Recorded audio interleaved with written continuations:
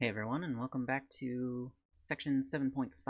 We're going to close up the chapter with another application of rational equations, which are called the variation problems. So to begin, when we have two quantities that are related by a proportion, we say that they're proportional to one another. Okay, makes sense. And we can give a little bit more information on the nature of that proportional relationship when we talk about the variation of the two terms. We have basically two kinds that we're concerned with: direct variation and inverse variation. Direct variation is when you have one quantity y that varies with a quantity x, and they are given by this relationship, y equals kx. K is some kind of constant. All right, we can kind of infer, from what we know about functions, that an increase in the x variable amounts to an increase, at least in absolute value, of the y variable. So it gets more positive or more negative, if you prefer. Inverse variation, however, looks a little bit different. It's y equals k over x. And in these two equations, k is just some constant that's not equal to 0. When x increases here, the absolute value of y decreases. And we are going to be looking at problems that deal with these two concepts. All right. First up, we have a direct variation problem. Here we have, we need a name. Of course, we always want a life story.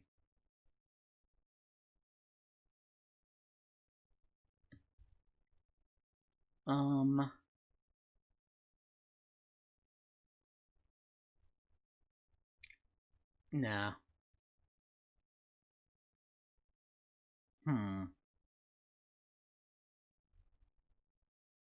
Adalberto? Okay. So he's a 24-year-old Italian man. 5'7", 176 pounds, O positive, right-handed. Oh, he dies of cancer. That's unfortunate. But he's still got a good 50-something years. All right. So let's look at Adalberto's exercise. And then we want to know how many calories he would burn in 90 minutes doing the same exercise. Okay, well, so the number of calories that is burned, or that are burned during exercise, varies directly with the amount of time. And that tells us C is equal to KT. I don't know what K is, but I want to figure that out. This question is asking, okay, how many calories would he burn in 90 minutes? To figure that out, I need to know what K is. So I can use some information that I've already got. Namely, I know he burns 312 calories in 65 minutes. So if we solve for K,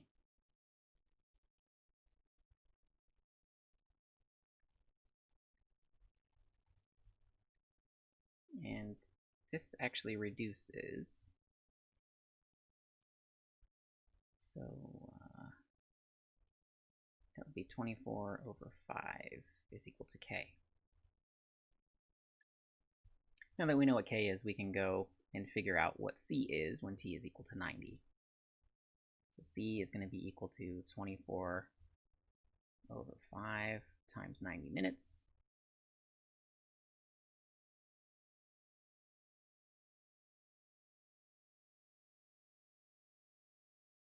So we get 432 calories. And this should kind of make sense, right? He is spending almost 1.5 times the amount of time exercising, so he should be burning, at least if that's how this really worked, he should be burning it about 1.5 times the calories. And he is, right? 432. So let's write our sentence.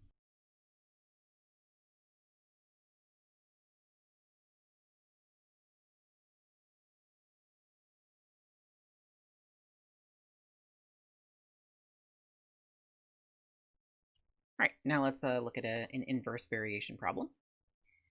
So when you pluck a guitar string, it vibrates and makes a noise. So the information that we have in this problem is that we have a 26-inch long string, and it vibrates 440 times per second when it's plucked. And so we know that the frequency of the sound produced by a guitar string varies inversely with its length. So by putting one of your fingers on the frets of the guitar, you're effectively shortening the string because you are cutting off the vibrations from going all the way up the string. So when you put your finger on a fret and shorten it from 26 inches to 20 inches, it should be the case that the frequency is higher, like you get a higher pitch. So let's set things up. Let's let F be the frequency of the guitar in vibrations per second.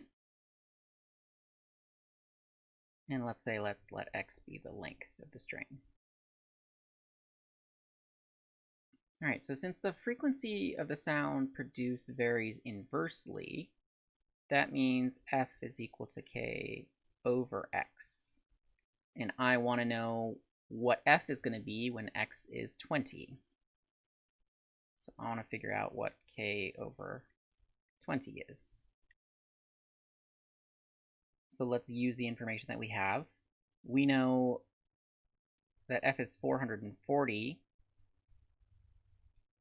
when the string is 26 inches. So 440 times 26 is K,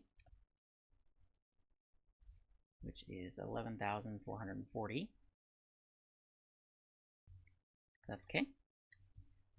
We're going to take that number and put it back in here.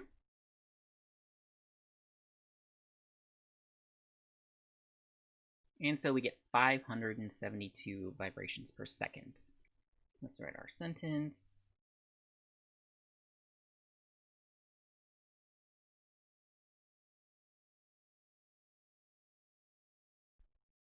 We have that the frequency of the plucked string will be 572 vibrations per second if we shorten that string to 20 inches. And that about does it for our exploration of rational expressions and functions. You'll see them again. You'll see them in, for example, if you take Math 177, when we talk about supply and demand, those relationships are variation problems, essentially. And we're going to be moving on to what we call radical expressions and functions. So look forward to it.